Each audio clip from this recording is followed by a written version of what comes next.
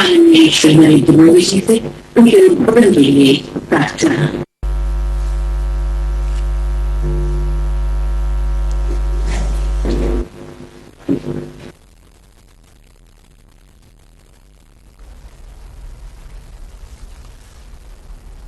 पंजाब के राज्यपाल श्री वीपी सिंह बदनौर जी, पंजाब के मुख्यमंत्री कैप्टन अमरिंदर सिंह जी, केंद्रीय मंत्रिमंडल में मेरे सहयोगी श्री जी किशन रेड्डी जी, श्री अर्जुन राम मेघवाल जी, श्री सोम प्रकाश जी, संसद में मेरे सहयोगी श्री श्वेत मलिक जी, कार्यक्रम में जुड़े सभी आदरणीय मुख्यमंत्रीगण, जनप्रतिनिधिगण, शहीदों के परिवारजन, भाई और बहनों, पंजाब की वीर भूमि को, जलियांवाला बाग की पवित्र मिट्टी को मेरा अनेक अनेक प्रणाम। मां भारती की उन संतानों को भी नमन जिनके भीतर जलती आजादी की लौ को बुझाने के लिए अमानवीयता की सारी हदें पार कर दी गई। वो मासूम बालक बालिकाएं, वो बहनें, वो भाई जिनके सपने आज भी जलियांवाला बाग की दीवारों में अंकित गोलियों के निशाने में दिखते हैं। वो शहीद कुआं जहां अनगिनत माताओं बहनों की ममता छीन ली गई, उनका जीवन छीन लिया गया, उनके सपनों को रौंद डाला गया, उन सभी को आज हम याद कर रहे हैं। भाई और बहनों, जलियांवाला बाग वो स्थान है जिसने सरदार उधम सिंह, सरदार भगत सिंह जैसे अनगिनत क्रांतिवीरों, बलिदानियों, सेनानियों को हिंदुस्तान की आजादी के लिए मर मिटने का हौसला दिया। 13 अप्रैल 1919 के वो 10 मिनट हमारी आजादी की लड़ाई की वो सत्य गाथा, चीर गाथा बन गए, जिसके कारण आज हम आजादी का अमृत महोत्सव मना पा रहे हैं। ऐसे में आजादी के 75वें वर्ष में जलियांवाला बाग का स्मारक का आधुनिक रूप देश को मिलना हम सभी के लिए बहुत बड़ी प्रेरणा का अवसर है। ये मेरा सौभाग्य रहा है कि मुझे कई बार जलियांवाला बाग की इस पवित्र धरती पर आने का, यहां की पवित्र मिट्टी को माथे पर लगाने का सौभाग्य मिला है। आज जो रेनोवेशन का काम हुआ है, उसने बलिदान की अमर गाथाओं को और जीवंत बना दिया है। यहां जो अलग अलग गैलरी बनाई गई हैं, जो दीवारों में शहीदों के चित्र उकेरे गए हैं, शहीद उधम सिंह जी की प्रतिमा है, वो सब हमें उस कालखंड में लेकर जाते हैं। जलियांवाला बाग नरसंहार से पहले इस स्थान पर पवित्र वैशाखी के मेले लगते थे। इसी दिन गुरु गोविंद सिंह जी ने सर्वदा भला की भावना के साथ खालसा पंथ की स्थापना की थी। आजादी के 75वें साल में जलियांवाला बाग का ये नया स्वरूप देशवासियों को इस पवित्र स्थान के इतिहास के बारे में, इसके अतीत के बारे में बहुत कुछ जानने के लिए प्रेरित करेगा। ये स्थान नई पीढ़ी को हमेशा याद दिलाएगा कि हमारी आजादी की यात्रा कैसी रही है। यहां तक पहुंचने के लिए हमारे पूर्वजों ने क्या क्या किया है, कितना त्याग, कितना बलिदान, अनगिनत संघर्ष। राष्ट्र के प्रति हमारे कर्तव्य क्या होने चाहिए, कैसे हमें अपने हर काम में देश को सर्वोपरि रखना चाहिए, इसकी भी प्रेरणा नई ऊर्जा के साथ इसी स्थान से मिलेगी। साथियों, हर राष्ट्र का दायित्व होता है कि वो अपने इतिहास को संजो कर रखे। इतिहास में हुई घटनाएं हमें सिखाती भी है और आगे बढ़ने की दिशा भी देती है। जलियांवाला बाग जैसी ही एक और विभीषिका हमने भारत विभाजन के समय भी देखी है। पंजाब के पश्चिमी और परिश्रमी और जिंदा दिल लोग तो विभाजन के बहुत बड़े भुक्तभोगी रहे हैं। विभाजन के समय जो कुछ हुआ उसकी पीड़ा आज भी हिंदुस्तान के हर कोने में और विशेषकर पंजाब के परिवारों में हम अनुभव करते हैं। किसी भी देश के लिए अपने अतीत की ऐसी विभीषिकाओं को नजरअंदाज करना सही नहीं है। इसलिए भारत ने 14 अगस्त को हर वर्ष विभाजन विभीषिका स्मृति दिवस के रूप में आने वाली पीढ़ियों को याद रखें, इसलिए इसे मनाने का फैसला किया है। विभाजन विभीषिका स्मृति दिवस आने वाली पीढ़ियों को भी याद दिलाएगी कि कितनी बड़ी कीमत चुकाकर हमें स्वतंत्रता मिली है। वो उस दर्द, उस तकलीफ को समझ सकेंगे जो विभाजन के समय करोड़ों भारतीयों ने सही थी। साथियों, गुरुबानी हमें सिखाती है, सुखु होवे सेव कमाणियां, अर्थात सुख दूसरों की सेवा से ही आता है। हम सुखी तभी होते हैं जब हम अपने साथ साथ अपनों की पीड़ा को भी अनुभव करते हैं। इसलिए आज दुनिया भर में कहीं भी कोई भी भारतीय अगर संकट में गिरता है तो भारत पूरे सामर्थ्य से उसकी मदद के लिए खड़ा हो जाता है। कोरोना काल हो या फिर अफगानिस्तान का वर्तमान संकट, दुनिया ने इसे निरंतर अनुभव किया है।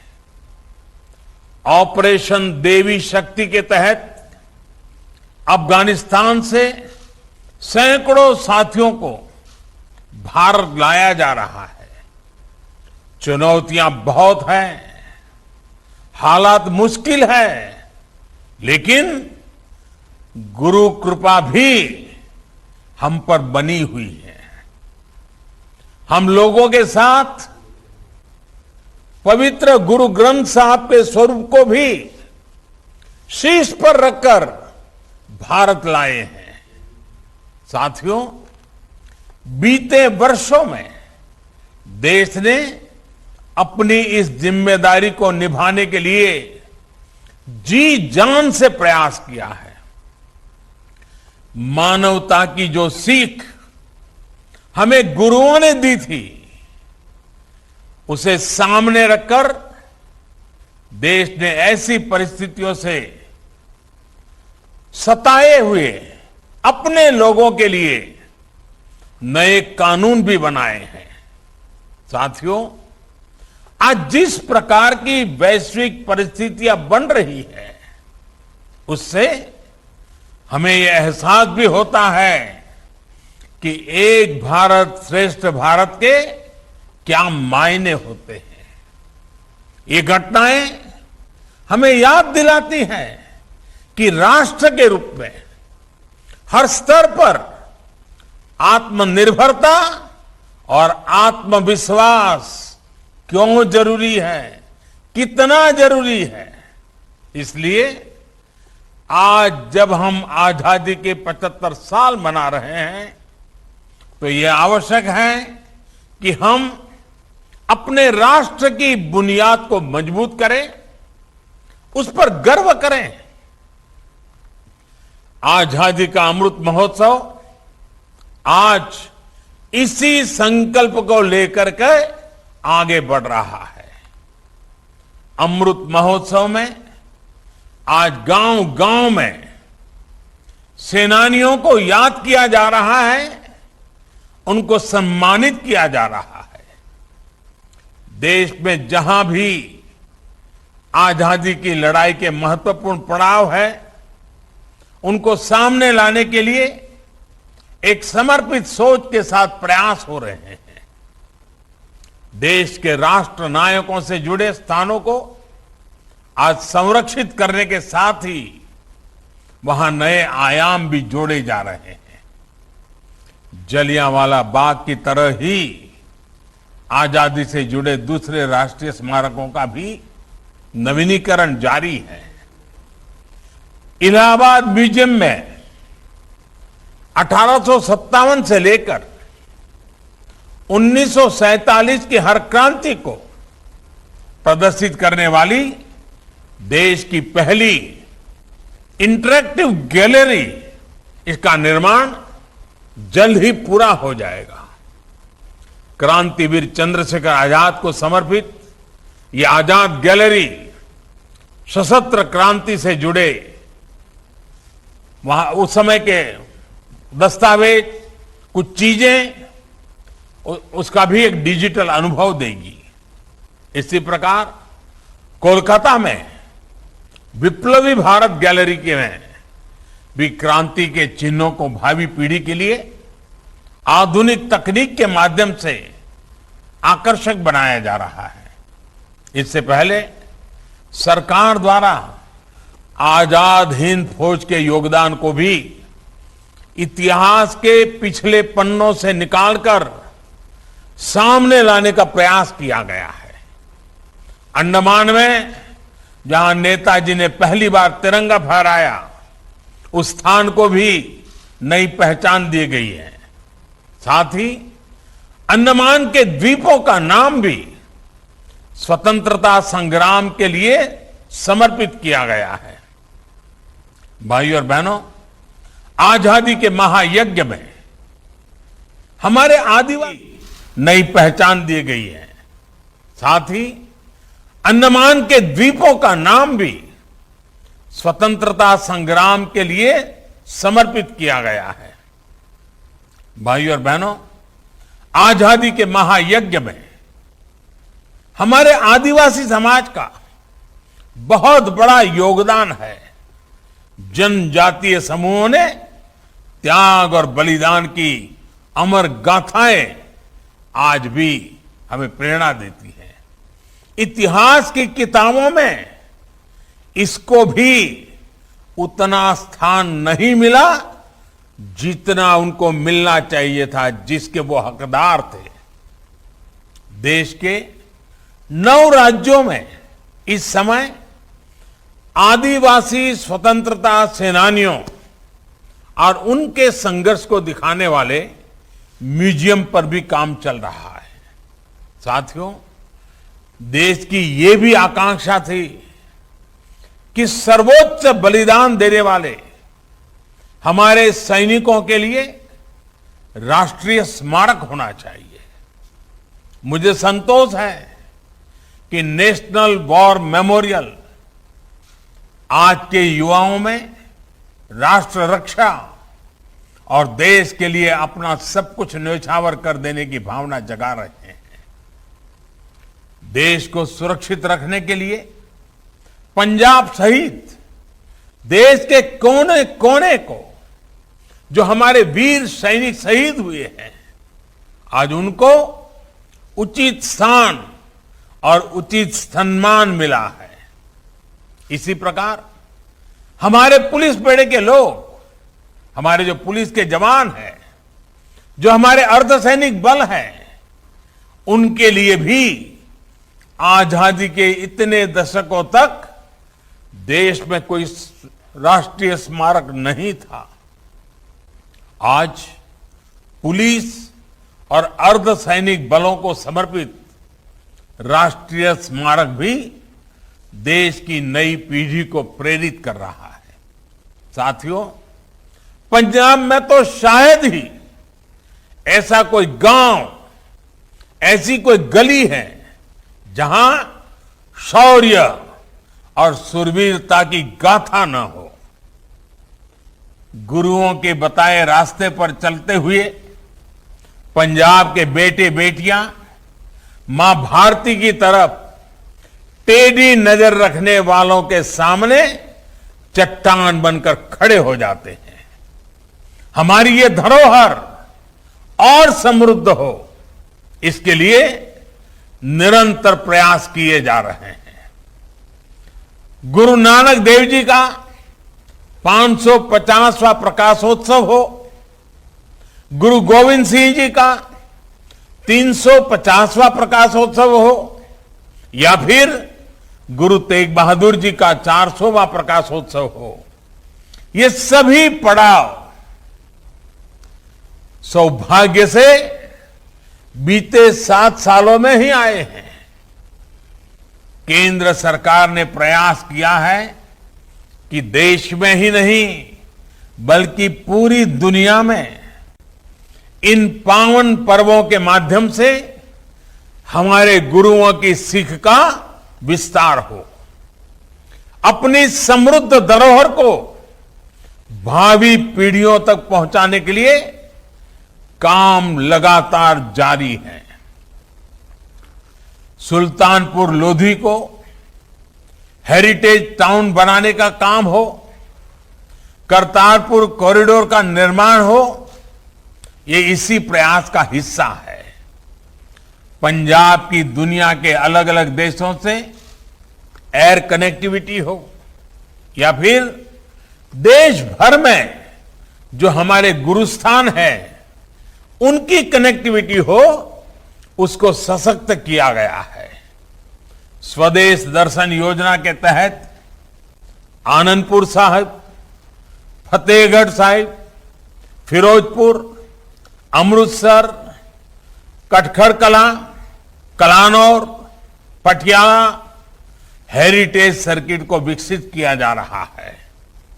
कोशिश ये है कि हमारी ये समृद्ध विरासत भविष्य की पीढ़ियों को प्रेरित भी करती रहे और पर्यटन के रूप में रोजगार का साधन भी बने। साथियों, आजादी के ये अमृतकाल पूरे देश के लिए बहुत महत्वपूर्ण है। इस अमृतकाल में हमें विरासत और विकास को साथ लेकर चलना होगा और पंजाब की धरती हमें हमेशा हमेशा से इसकी प्रेरणा देती रही है। आज ये जरूरी है कि पंजाब हर स्तर पर प्रगति करे, हमारा देश चहुं दिशा में प्रगति करे। इसके लिए हमें मिलकर काम करना होगा। सबका साथ, सबका विकास, सबका विश्वास और सबका प्रयास की भावना के साथ साथ हमें काम करते रहना होगा। मुझे पूरा विश्वास है कि जलियांवाला बाग की ये धरती हमें हमारे संकल्पों के लिए सतत ऊर्जा देती रहेगी और देश अपने लक्ष्यों को जल्द पूरा करेगा। इसी कामना के साथ एक बार फिर इस आधुनिक स्मारक की बहुत बहुत बधाई, बहुत बहुत धन्यवाद।